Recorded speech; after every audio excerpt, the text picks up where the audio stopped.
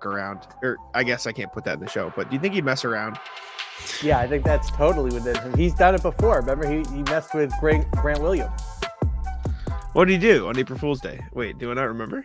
I don't remember that. To be honest, I don't remember the specifics, but he definitely did some sort of Grant Williams related prank, I believe. Really? Oh, I don't remember that at all. Maybe it was something just related to them joking around about who would win in a fight, but I thought he did something related to Grant Williams. Do we think Joe would beat everybody on the Celtics in a fight? Hello, Timo. Yeah, probably.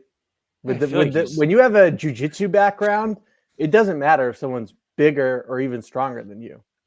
That's true. Probably. Yeah. Probably. I don't remember. If he does anything, it'll be with like the media. Just say something like outrageous today. That's about as far. Yeah, as, see, Timo's got it. They had like a fake fight, or they were going. Oh, yeah. Was that Ime or was that Joe? I thought it was Joe. Maybe it was. I think it was Ime. Timo, huge assist right there. I think it was. I don't know.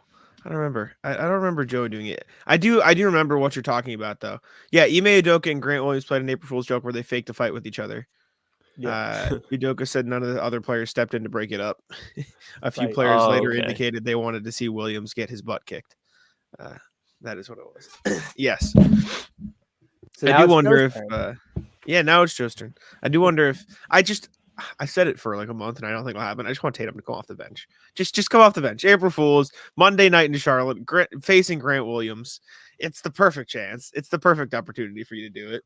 Do we have an injury report yet? Won't, because Grant is on the other side. What if he's like, just let me match Grant's minutes? Right? We do. Jalen is questionable. Kristaps is questionable. Jaden Springer's out. So that's what you got. I like Springer, man. This is like a good spot for him. I wish he wasn't hurt. It's tough. Like these are the kind of that's the type of thing that you have to get up for in early April. You have to be like, I can't wait to watch Jaden Springer get out there and try and play some defense. Maybe make a three. A single three would be fantastic. You have become obsessed with non-shooters going to learn how to shoot. That's been your bit this season. Well, yeah, but it's such a valuable upgrade. And I think like of all the things you can improve, it's not as hard. I guess in some situations, but it is not. I don't think it's as a given as you make it out to be necessarily. Here's the thing that when it comes to Springer, I mean, the mechanics are mostly pretty good. It's just the release is so low. Like, I feel like that's very fixable. And if he does that and it takes, then you could have a legitimate two-way, very impactful on one end type of player on a rookie deal. I just don't see it. He pushes the ball. He doesn't shoot the ball. He just. It's funny. Like this is what we're talking about. To write him off. Because Ray Allen was on the Redick podcast. And I know you're a big fan of Redick, Jack. I don't know if you got to listen to it, but he was just talking about like shooting form. And he's like, yeah, like all these kids like don't know how to shoot.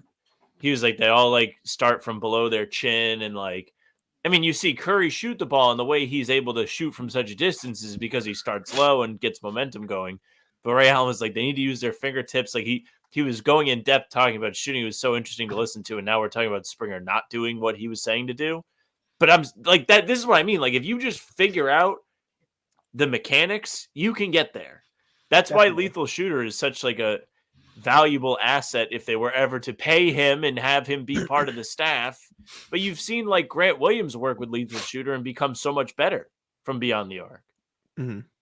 I don't think it's impossible. I just think like you always mention like, oh, people have learned how to shoot, but for every player that learned how to shoot, there was a player not even in the league that never did. Like that's my whole thing. Like every player that learned how to shoot, like Brook Lopez and Al Horford, who for what it's worth, developed their shooting out of like an elite post game.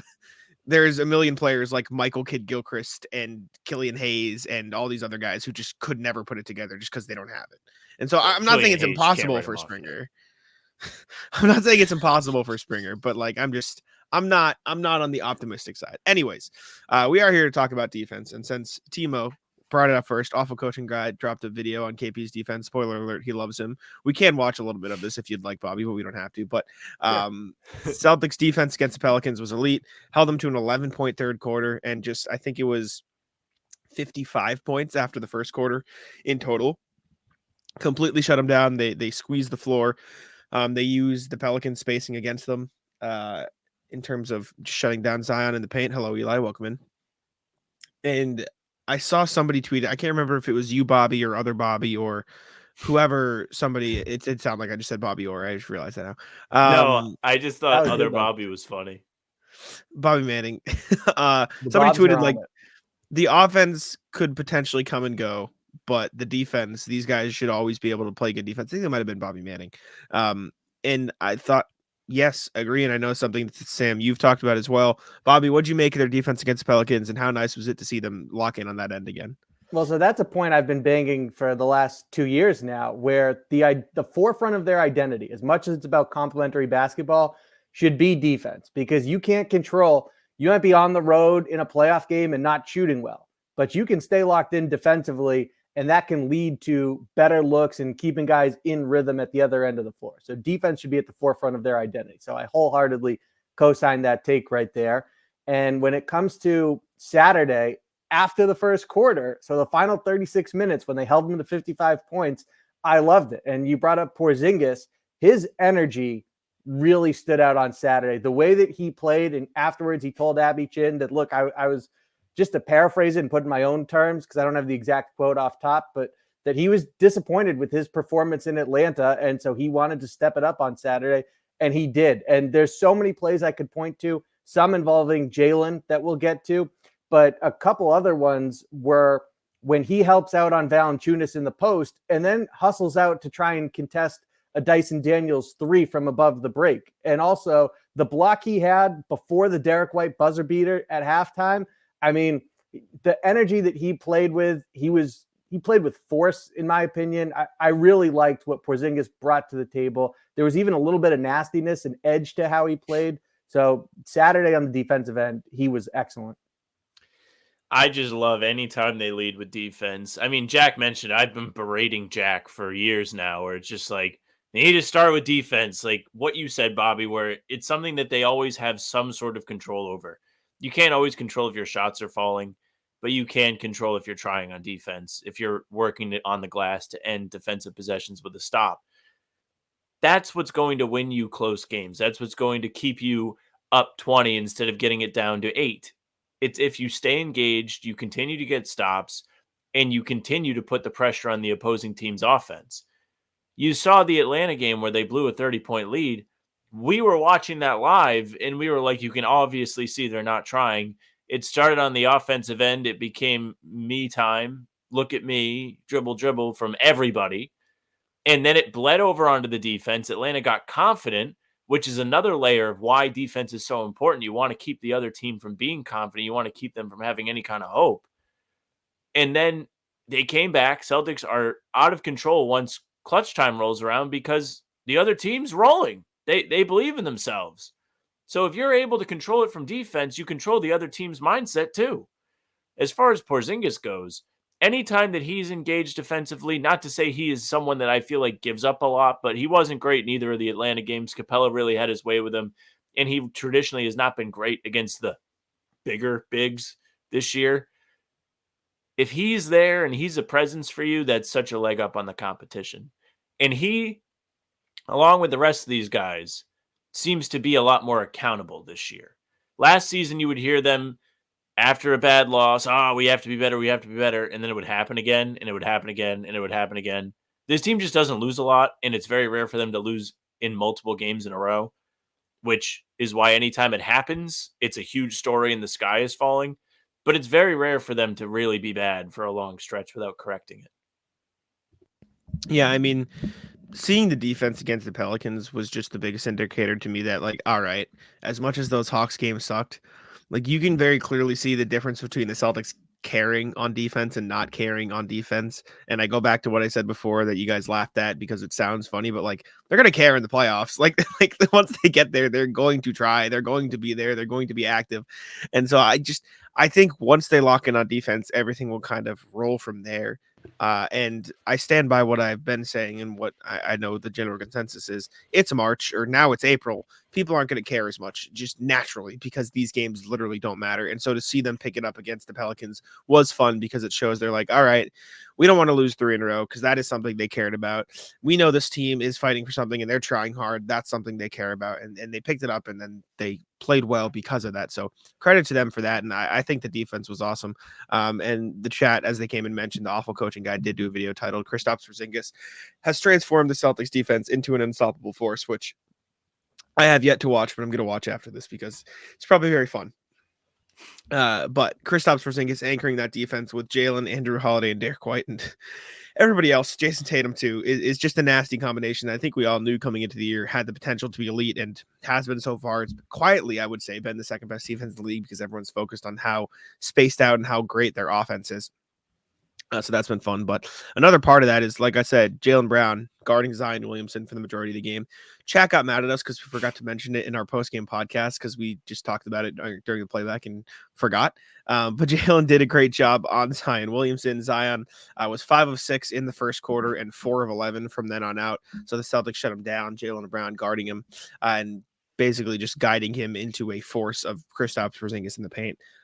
Bobby, how impressed with you with Jaylen on in the Pelicans game? Very impressed because of the physical challenge that Zion presents and because of how explosive he is. But you mentioned there, he did a great job of playing to his help. And so it was the combination. It was the force that Jaylen played with and then utilizing his other physical attributes, like his length, like his quickness, but also being able to steer him into the help. And then, I mean, you look at some of the turnovers and the blocks that happened as a result of it, from the block party down low with Porzingis in the third quarter, where they just swallowed up Zion multiple times, to that turnover in the second quarter. There's actually multiple occasions where Drew Holiday, he comes over, he blitzes Zion with JB. They force a turnover. They're going the other way. Another one where the Pelicans had poor spacing because Zion gets it up top, and on the wing is Larry Nance Jr., who's not a threat. And the Celtics, they play the Pelicans. They will live with the Herb Jones and the Larry Nances of the world making threes. And then in the corner on that side is Dyson Daniels, who they don't care about either. So as Zion starts to drive, Al Horford and Xavier Tillman are both inside the paint. So you can see what the priority is there. And then as soon as Zion gets to the elbow, Drew Holiday meets him there. It's a double team. It's a turnover. So the Celtics, Jaylen Brown for taking on the challenge and doing it with the necessary physicality and force, and then the help defense that was there to also make sure his effort didn't go in vain was tremendous. Yeah, we've done a lot of talk about JB and his big muscles this year, and it's nice to see that they are more than just looks. Zion is a behemoth. He's strong. He's athletic. And Jaylen Brown stepped in the second half and took Zion out of the game, along with his teammates. Because Zion was dominating earlier in this game. He was getting to his left hand on reverse layups easy every single time at the beginning of the game. He had like 8 of New Orleans' first 15 points at least, and that's being kind of conservative on that. I'm not positive how many, but it was a lot early for Zion. First quarter. How many? 12? 12 in the first quarter. Yeah, and he was just helping New Orleans fuel that offense. I mean, they had 21 points halfway through the first, and then they finished with what? 80-something? Points, 92. 71 points for the rest of the game is not bad. In the final 42 minutes, pretty good defense from the Celtics. So it's good to see that they adjusted on the fly too. That's a lot of what's talked about with the Celtics. Can they adjust? There's been talk about Mazzulla's timeouts. What is he doing? How is he taking them? How is he handling momentum? Is he a good coach? He's listening to his players. Jaylen is somebody throughout the season who has taken on the responsibility of playing defense on the opposing team's best guy. He's done a very good job of it repeatedly, and Saturday was just another example of that. So I was very proud to see Jaylen once again lock in on defense. Yeah, and I think, I just rewatching it, like they put out the matchups. Rewatching it, I think I realized why we didn't jump to saying Jaylen was amazing on Zion. He did a great job, but it was truly a team effort. It wasn't just Jaylen. They swallowed him up as a team. These are all 6 shots, or the 5 misses, I should say, of Jaylen Brown stopping, quote unquote, Zion Williamson, and they all start with Jalen on Zion. They switch here. Derek White's on him now, but they switch, and Jalen goes on him. But he only guards him until he gets into the paint, and then he switches off to here you go, Kristaps, and then he gets on him again for the second one, and then it's here you go, Kristaps, and that counted as Jalen again. That was fully Kristaps, but that second one was Jalen guarding him, technically, according to NBA.com. So it's like, yeah, Jalen is doing most of the effort, but I don't think he's the only one who deserves credit because, again, guards him here, faces him up, and then just lets him go. Oh, yeah, here you go. Here's Al Horford for you. Go see a second body in the paint. Let me pass you off real quick. And then the last one, guards him, picks him up above the three-point line, which obviously is good because it forces him to see some contact before he gets in the paint, and then he just feeds him into Tillman and Horford. Like, this was not just Jaylen Brown guarding Zion Williamson. This was the Celtics guarding Zion Williamson, and they did a great job of it. And so I think they deserve a lot of credit for stopping a guy who was red hot in the first quarter. So good job to the Celtics as a team. Yeah, and when you're playing Zion and he's engaged and coming with force, you're not going to stop him as one defender. It needs a team. And so Jalen did a great job of funneling him to his help behind him. And then those guys stepped up and answered the challenge. Mentioned Drew Holiday's role in that as well. But the key, and multiple defenders who got their opportunities to guard Zion did this, was play with the necessary force, which is not easy, to make him shoot a little bit further out from the basket. There's a difference between 5 feet and being right at the rim. So on some of those examples you pulled up included, that's what the on-ball defenders in particular did a great job of, along with steering him to their help on the back line. The fact that the Celtics were playing team defense there is just another testament to how important the focus is. They turned this game on its head. It was not looking pretty early. I think they fell behind by double digits, which does not happen ever. So New Orleans has been a team that's played them well in both games, at least for segments of the games. And then the Celtics have said, that's enough of that. We're taking over. And they swept New Orleans on the season. But Jalen having the intelligence on defense to force him into help, force him right on certain drives because he's a lefty, is a huge mental growth thing from Jalen. We've talked about Jalen being a big-time mental lapse guy on defense, specifically off the ball, for what it's worth. He typically looks engaged when he's playing the man with the basketball, but off the ball, he's getting beat on cuts, falling asleep, etc. But to see his know-how, to see his intelligence show off in an important game, a game that wasn't a cakewalk the entire time, is a good sign going forward. Yeah, and I mean, excuse me, Drew Holiday said as much after the game. He said sometimes you need to get punched in the mouth. Talked about the Celtics getting 37 points dropped on their head in the first quarter, being down. And then, I mean, we said it time and time again after that, they just came out and ran all over the Pelicans. How much of that do you think after that first quarter, Bobby, they were like, all right, we just lost 2 games. Let's actually start trying again. Like, do you think that ignited some sort of let's not lose 3 in a row in them when they got trounced in the first? Yeah, I think it definitely did. And I think part of it is just how insanely competitive these individuals are. So this is a microcosm of what you need in a playoff environment where New Orleans is fighting for positioning. They have a chance to get up to 4th and start the postseason with home court. And they came out and played like a team that really wanted that game on Saturday. And the Celtics, they were a little bit cavalier with it in the first 12 minutes. And then they decided, you know what, this is not enjoyable. We've lost 2 in a row. Let's flip the switch and step it up. So I agree with Drew Holiday. Sometimes it's good to get hit in the mouth. And in the playoffs, there's going to be times where that happens and you need to be able to deliver a counterpunch. And so good for the Celtics that they did it. And a play that's easy to get lost in the shuffle, but I think is indicative of that, is in the third quarter, late in the frame, where Jason Tatum comes over with a well-timed help with Xavier Tillman guarding Jonas Valanciunas, and he comes over and helps to contest the shot, and it's a miss. And it's just an example of, it would be so easy for Jason Tatum specifically to stand where he is and watch that play unfold. It's a Valanciunas fade away from the low post or turnaround, right? So he could just sit there, watch it unfold. Celtics have steamrolled them in the third quarter. They've got the lead. And instead, what he does, that type of effort is infectious, especially when it's the playoffs and everyone is all the way tuned in. A moment like that, everyone else feeds off it. And it has a tremendous ripple effect that when you're the most talented team on the floor, that can really snowball into a huge run, or at least extending one if you're already on it for the Celtics. So that right there that's a winning play, in my opinion. That's a championship type of effort from Jason Tatum. And because it's Tatum, the whole team will feed off an instance like that. That's a good point. Yeah, when you lead from the top like that, playing the extra defense, making the extra effort, it does trickle down. And to say it trickles down in the Celtics is kind of funny because they have so many great players in that excel in different areas of the game. You have Holiday, Horford, who are really, and even Derek White, who are really the defensive anchors. And then it kind of trickles down onto somebody like Tatum, and then he does it, and it feeds back in to the top of the defense. Everybody's motivating each other, and it's a great thing.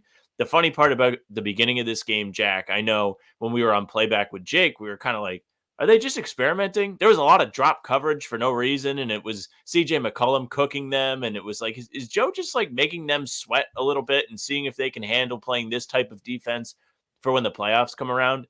And then, like you mentioned, they snapped out of it, said this isn't very fun, and decided they were going to win the game, Bobby. So I think they are kind of experimenting with stuff. I think Joe is trying to do it in a better way that isn't costing them wins. Not that they really care how many games they win, but they probably get at least a little sick, him in particular, of dealing with the media when they lose.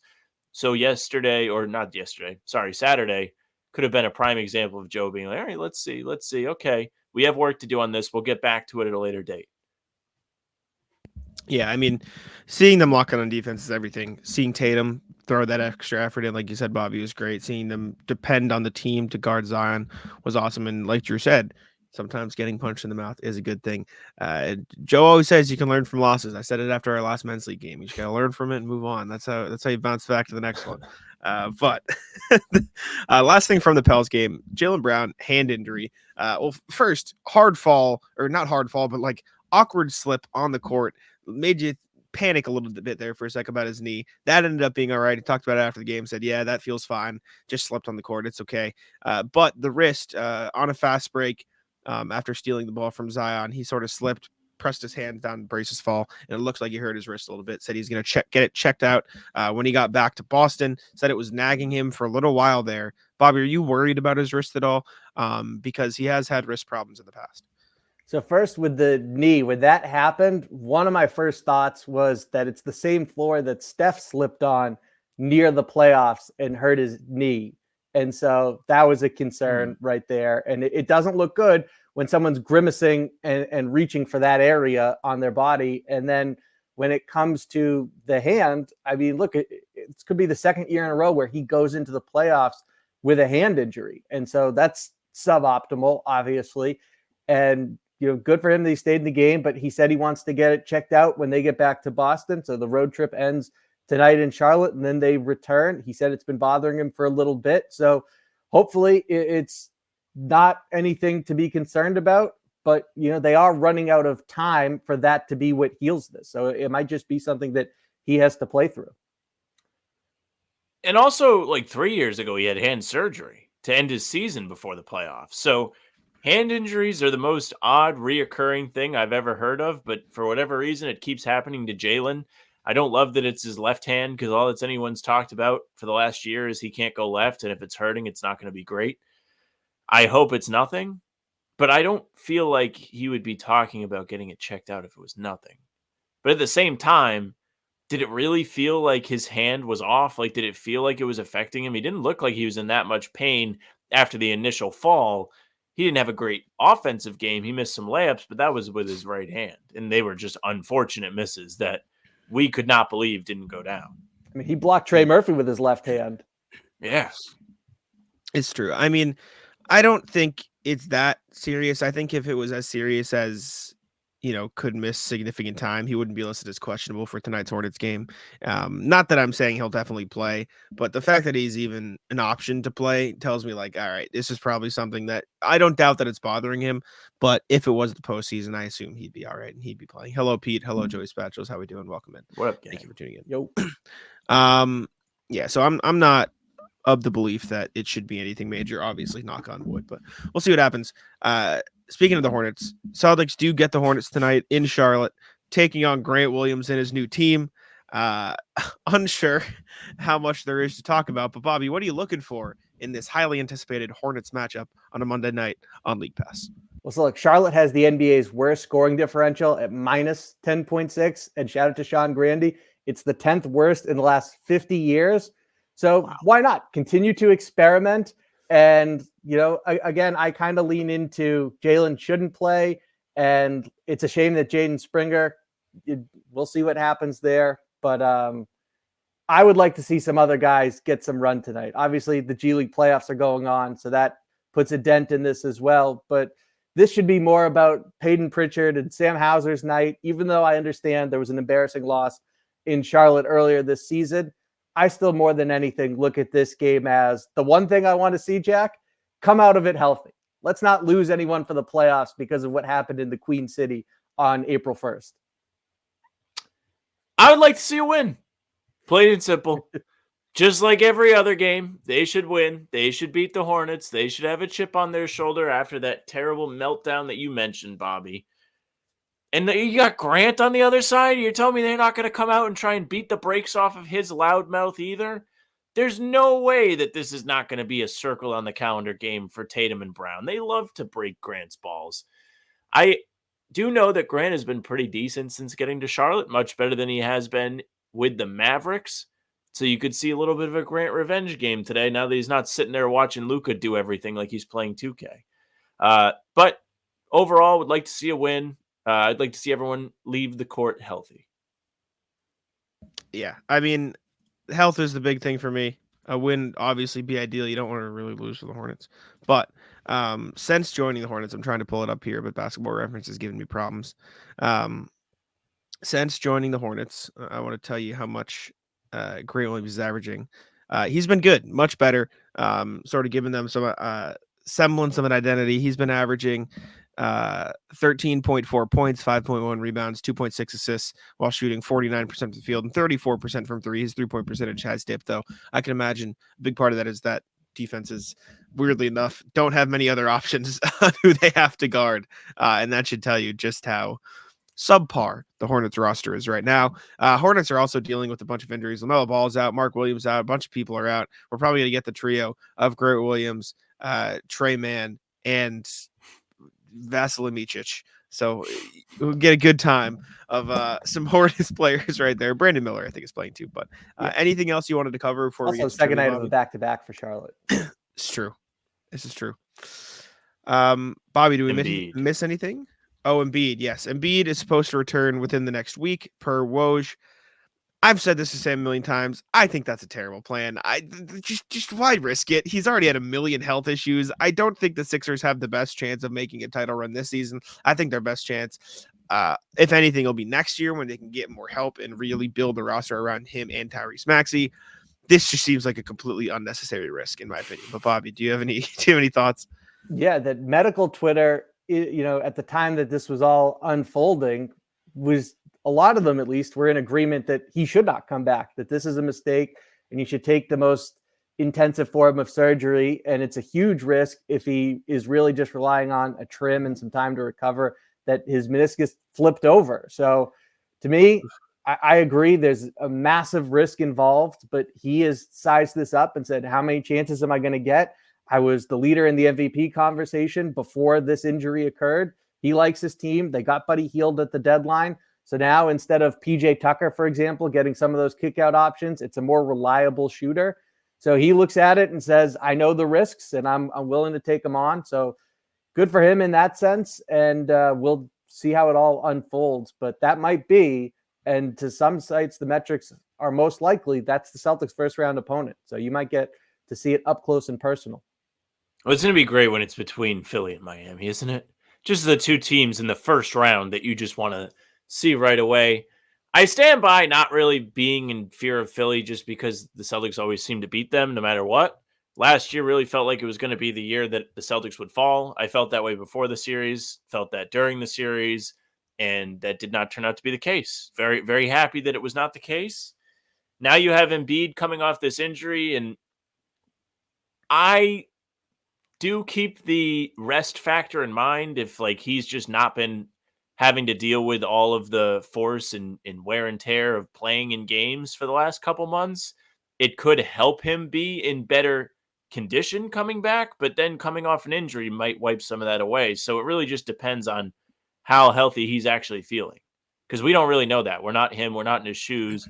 But if he's actually recovered, he might benefit from all of his muscles not really having to have had worked super hard in falling to the ground all these times over the last 2 months.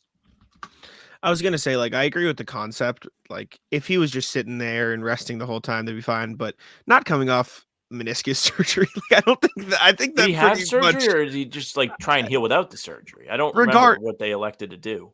Regardless, I don't know which one would be worse, but neither is a very good option. And I think either one negates the entirety of this is rest time because he was dealing with a meniscus injury. At least in my opinion. Maybe he'll come back and he'll be the The other thing MVP, is perfect form. He'll be even better, but he was never don't know. known for being in good shape to begin with. So all this Exactly. time off, that's going to be a concern. It's going to take time. Mhm. Also, for just to answer Pete's question here, Davis Bertans isn't on the injury report because the Hornets haven't submitted theirs yet, but he did play last night, and he did make 5 threes last night. So, Sam, get ready to see some Davis Bertans tonight, draining a bunch of triples in your face. Be ready for it. Outside of that, did he lose weight? I don't know. I don't even think this is I meant to doubt be it. like an insult. No. No, Actually, I don't. like not I a bad doubt it. question. I doubt it. I don't think so. He's probably His just weight is part of what makes him dominant, though, too. Like, if he did lose weight, he might not be able to push people around and draw fouls in the post He's a and be pretty big boy. unstoppable. I think he still could. I just think him coming back is a terrible plan. Anyways, we talked about it earlier. We haven't watched it yet, but I'm gonna watch it after this, and I've heard it's funny. Bobby, any final thoughts before we get out of here? No, we're ready for trivia. I say get out of here. That's what I meant. I did mean trivia. So it is April Fool's Day. So in honor of April Fool's Day, we are going to be doing a different type of trivia, a different what should we call it? Different Genre? question type. Effectively. So we usually do who's the best of this? Who's the best of that? Today, we're doing the worst. Who's the worst of this? Since 2010, which Celtics have scored the fewest points in a 5-game span, minimum 20 minutes played per game, so 100 minutes over 5 games? Who has scored the fewest points? Let me type this. I'm going to give you guys a second to think while I type this into the Google Sheet so I can share it, but that is the question. What's fewest the minutes points minimum? scored? Fewest points scored over a 5-game span, minimum 100 minutes played in that 5-game span, so 20 minutes per game. I'm going to type it in. Just you guys think we're in a new series. Bobby's up 4 series to 2 series, so Bobby will go first, but just think about it while I type it in.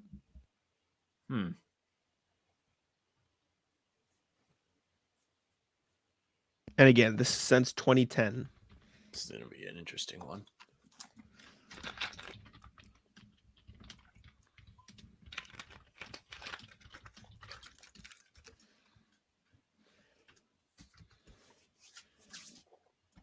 Alrighty. Share screen with y'all.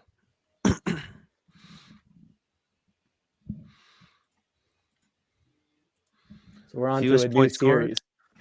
That we are. Yes. It's retribution time, Sam. You need one here. You need one bad. Was All right. So just if it's 4-2, then we're on to a whole new thing. Correct. Yeah. Okay. Correct. Glad we're on the same page there. The 100 minutes thing is such an important Minimum 100 minutes. Yeah, that really makes this a fun question.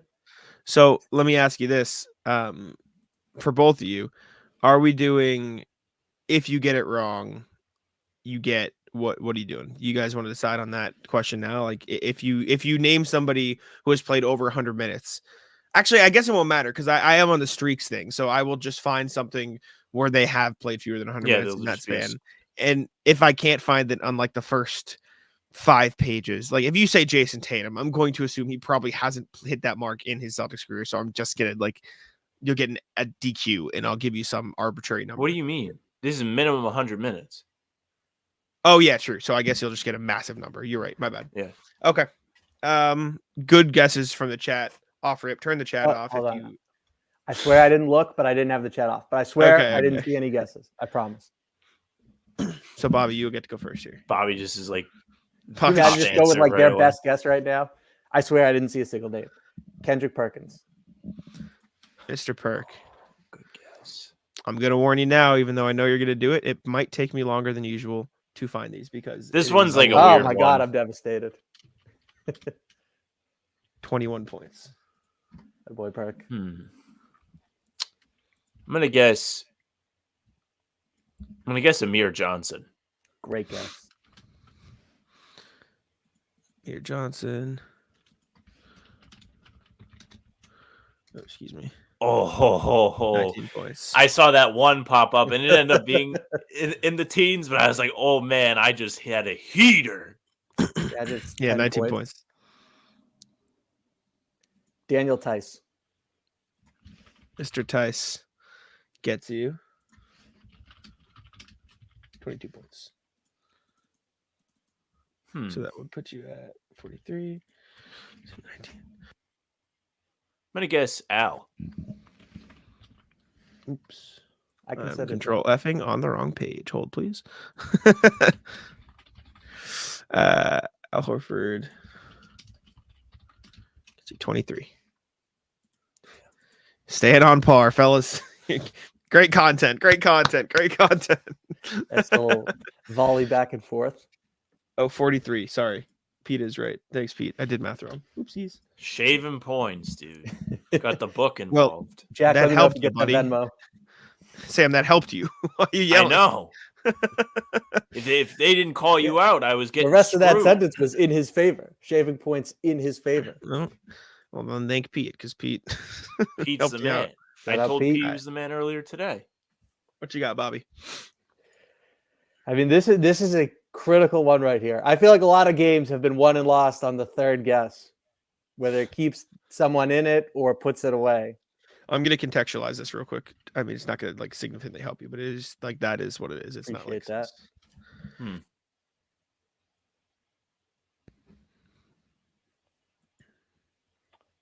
It's the 100 minutes that makes this so spicy.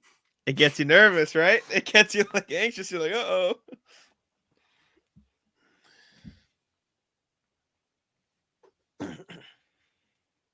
All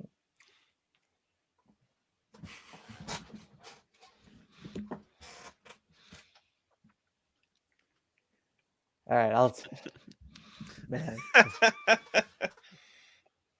There are so many guesses that I feel like I don't know if they reached 100 minutes in 5 games to pull this off. It has me leaning towards like these conservative chip it short and then try to put it in type of guesses. All right. I will take my chances on. Let's go Jared Sullinger. Mr. Sullinger. That makes sense, I guess, in that rookie year. 25. I'll take that. I'm gonna guess Baines. I like that. Mr. Baines.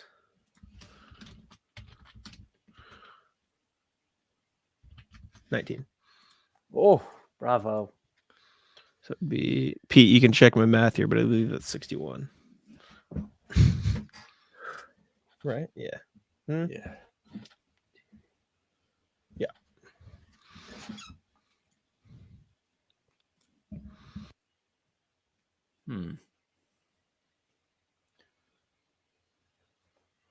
Some interesting guesses in the chamber as well. I thought you were about to say in the chat. I'm like, what the hell? Boy? What are you No, doing? no, I'm not a cheater. Oh my God, Jazz, why are you awake?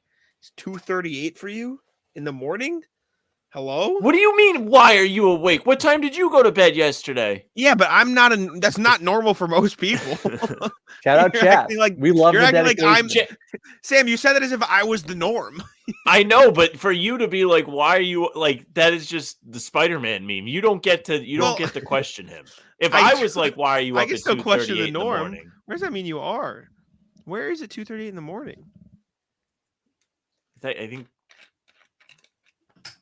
Man. probably like Australia. You know, difference. Or Australia's like 14 hours, maybe New Zealand. No idea. I will take Australia, yeah. No, it's too bad of a guess.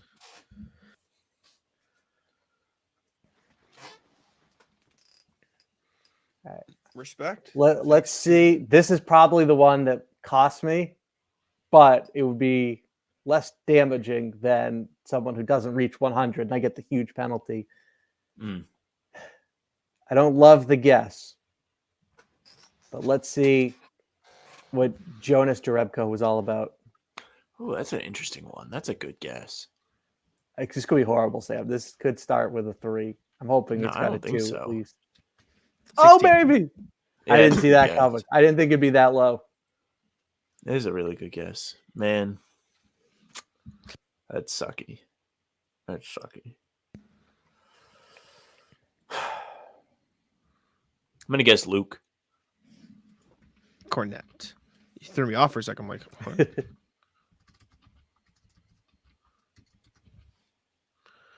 Luke Cornette. 29. Oh, More than I thought. yeah, me too.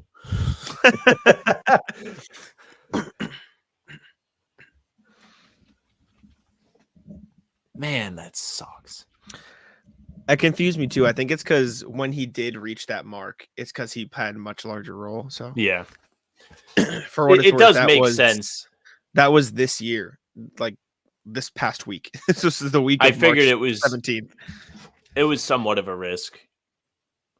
Yeah, that was March 17th to March 23rd, which I believe included his like 14-point game against the Raptors or something like that, or his something. I can tell you in a sec. But he started a lot because Porzingis was out. So he had 14 against Washington, and then he just had a couple like other ones in there. Also included his 8-pointer. Yeah, it's tough. It's tough luck.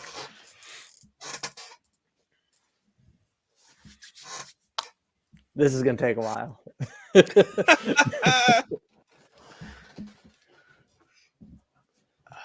Bobby's stepping out of the box, dude. Oh, yeah. I'm doing his do the gloves Nomar like when I get Nomar. in. Yeah.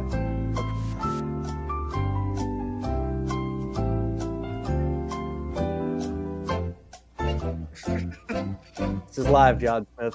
This is what we got for you right now. It's a huge question. The whole thing is on the line right now. This is big for you.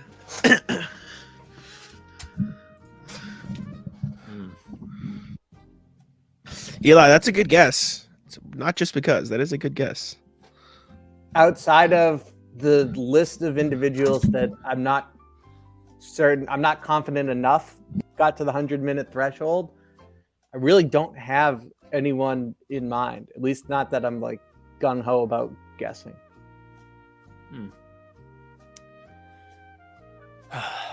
Who would have thought Luke Cornette would be too good for a list? Shout out the guy. Man's having a great season. Who would think he's better than Al Horford? Like his lowest streak is. It is crazy. For what it's worth, Al Horford's lowest was in this year as well. Yeah, I mean that's why I guessed it. Fresh in the mind. Forgot. Actually, was it last year technically? No, it was the beginning of this season. Yeah, November. This might cost me, but at least I think he'll hit the minutes. So there's that. I'll go with Robert Williams. Mr. Williams. Oh, man, that's a good one too.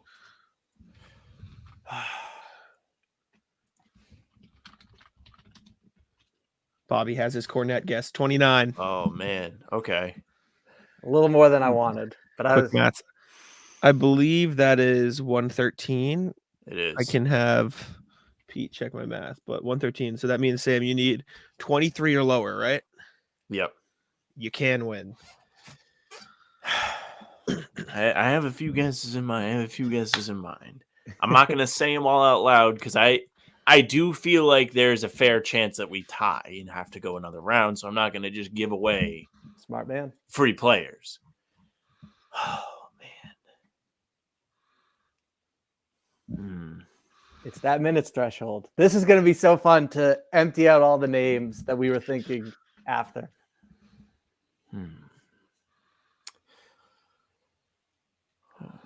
This is tough. This is very tough. I don't like the last answer. Jazz, I don't believe that first one you said played enough minutes. And the second one is a higher point total than you might think. Oh man. I'm starting to have like more and more names like enter the threshold and I don't like it. Mm-hmm. I don't like it one bit. Pete, that guess isn't terrible. Pete. RJ, that's a phenomenal guess. Good job, RJ. That's great job. It's very tough. I am now doing my no more batting gloves. All good.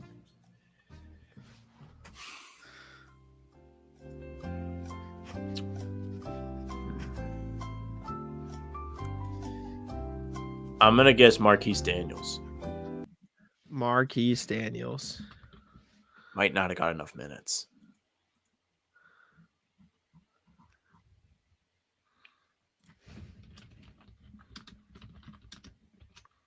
$21. Yes! Finally! I can't We're believe back! you got there. Jack, how many did Shaq have? That's a whale of a guess. I tip my cap, Sam. Uh, I did he not would've think lost. he got to 100 minutes. This is also 2010 forward. So Shaq, That's I mean, like amazing. 30 Shaq. Oh, man. Also, I am unbelievably disappointed in both of you. It is April Fool's Day, and they are playing the Hornets. Neither of you I considered could figure out what I was doing? consider it. I did Neither consider of it. you? No, did I not. know how many Grant scored? Probably I like 8. considered it. 8. Really? Neither of you guessed Grant? Come on. What are Might we be worse. I doing? chose not to. I didn't Come even think of Grant. on. That's disappointing. Also, Shemi? 9. Didn't consider him. That didn't come to mind. He just didn't. You guys didn't even crack the top 6. That's okay. All right. Can I throw crazy. some names out? I want to see if they Please. reached the 100. Jermaine O'Neal. Yep, he would have gotten you there. Jermaine O'Neal, 11. And What he got about to Big 100 Baby? minutes. 100 minutes. Big Baby. Excuse me. It wouldn't have been a great guess. He's not on the first 2 pages. Yeah, I feel Leon like Poe he's get to like. 100. 31. Who? Leon Poe. Did he get to 100? I don't think he was on a team in this window. He might have been in 9-10. Can't remember. I don't see him, so Yeah. I don't think so. What about Tristan Rashid? Thompson. Good guess. Rasheed Wallace would have gotten you 21. His brother would have gotten you 9. So Who's his brother? I think he means Gerald. Gerald I Wallace? don't think they're related. They're not. They're not related? No, I don't Oh, think my so. life's a lie. I always thought they were related, really. I thought that was just a joke off the same last name. I thought they were related. Maybe I'm crazy. Oh, They're yeah. definitely not brothers. I don't know why I believe that. Clay and Tristan are also related. Did Ennis Cantor get to 100? I don't think so. And if he did, I don't see it. I feel like anytime he actually got minutes, he put the ball in the basket. He just didn't play defense. Yeah, but I don't know. Like, what does that average out to? Speaking of you mocking me, though, saying Tristan Thompson is on the list at 14. So you should have guessed him, too. Well, that's why I mentioned him. Marcus Also- was one that went through my head. Also, highly disappointed. April Fool's Day. The man himself's not here. Michael Petrus? Come on. Oh, I did think If after if I Dylan was guessed here, then one of us would have got that. after I guessed Marquise Daniels, I was like, oh man, I probably should have guessed Michael Petrus. Have some faith in me, guys. April Fool's Day? Come on. 11 points for Petrus. I I don't know how overshot we're the 100 expected to minutes be thing like Jack really put thought into this question when every show you're like, I think of this like 5 minutes on the before. fly. Yeah. Hey, come on. Give me a break. I step up. Yeah, and Yeah, every they're great single They are in every consistently single show, bangers. they're amazing questions. Come Bangers give me every some time. credit. What are we doing? Grant Williams, Semi Ojale, Michael Petrus, Jermaine O'Neal, Tristan Thompson, Peyton Pritchard at 15. I thought of considered Smart, him. Marcus Smart at 15. I also thought Sam's of guy, Marcus. Evan Turner at 15. Yeah. And Wow. then the first guy on your list was Jonas Jerebko that you cracked at 16. Courtney Lee also would have been a great answer for you. Rondo Oh, also geez. as well. I thought of Rondo. I was like, he was just out there throwing the ball around. He wasn't taking That's shots. a good one. I thought of Marcus. I didn't think of Rondo. I thought of Avery Bradley too. I did consider him. And, Crowder had some cold stretches. Bradley Crowder, was too. 21. Crowder was 23. Both right there. But yeah, Grant Williams would have been just a heater. Him and Shemi and Gerald Wallace all would have gotten you below 20 or below 10, I mean. But Anyway, Sam's on the board. First one in the new series, starting up 1-0. I needed that. I you're needed back. that. That's I hate being in momentum. the last spot. I really do. You know, winning streaks weren't meant to last forever. I almost guessed Big Baby too. Big Baby is one of the guesses I had. Like when I was like, I just had people like sitting in the chamber ready to go, and then I started thinking more, and I was like, well, I don't know. Like Big Baby was actually like a rotation piece. Like once the new decade rolled around, like early in the championship years, maybe, but after KG got hurt in the playoffs and he had to actually play minutes, he like cut out like a respect. So I think I overthought the 100 minutes thing because I feel like everyone I was considering didn't want to guess made it onto the list. I'm still stunned Marquise Daniels qualified. That's one hell of a guess. Yeah. You'd guess Jerebko. It made me expand my thinking. Yeah, Marquise Daniels. More forward thinking. 116 minutes. Or excuse me. He 21 in exactly 100 minutes. Wow. Right on the line. I'm sharp. That's onions. On the last guess, too. He was wearing his clutch jeans. There were some other ones with Daniels that would have gotten you like you would have been all right with Marquise Daniels. He had like some 21s in there with 111 minutes, so you still would have gotten it. But yeah, exactly 100 minutes got you 21. Anyways, chat, thank y'all for tuning in. Bobby, any final thoughts? No, epic game of trivia per usual. Yes, sir. Pete Olenix was around 30-ish, I think. I don't think he ever had like a super low number. 31, I think, was his lowest. Or no, he got a 27 in there. Anyways, appreciate y'all for tuning in. Make sure to subscribe to How About Them Celtics. Leave a like on the stream. Be here tomorrow at 6 p.m. for Celtics at the Roundtable with us and 4 other good Celtics friends of ours. I'll be hanging out talking Celtics for an hour. It'll be a good time. Check out Bobby's work at si.com/NBA/Celtics, and I'll let Sam wrap it up. Hey, thank you very much for watching. If you're watching live, we do appreciate that. It's a ton of fun doing these streams. We're glad people come out for it. So make sure you tune in Wednesday. We'll be back at 11. Back for more trivia. Back to talk Celtics Thunder this week. Exciting. Couldn't be excited for that. The YouTube channel itself has new content for you daily, coming at you 5 a.m. Tuesday, Thursday, and Sunday with new pods. The morning after games with game recaps. And we're here a half hour before each game live for pregame. So come hang out for that. You can also find us on Spotify and Apple. The game recaps and pods are there for you audio only. So if you follow us, they'll go right to your inbox. Leave a like, leave a 5-star review, and we would appreciate that very much. You can email us, hbtcpod@gmail.com is the address for it. You can reach out to us about the Celtics, about nonsense, about Rat List. We appreciate you getting in touch with us regardless. You can follow us on socials at How About Them C's, Twitter, Instagram, and TikTok. The Facebook is just the name of the pod. Our streams are there. They're on YouTube. They're on Twitter. Jack's Twitter is at JackSimoneNBA. Bobby's is at Bobby Kravitsky. And mine is at Sam LaFrance NBA. That's it for us. Bye.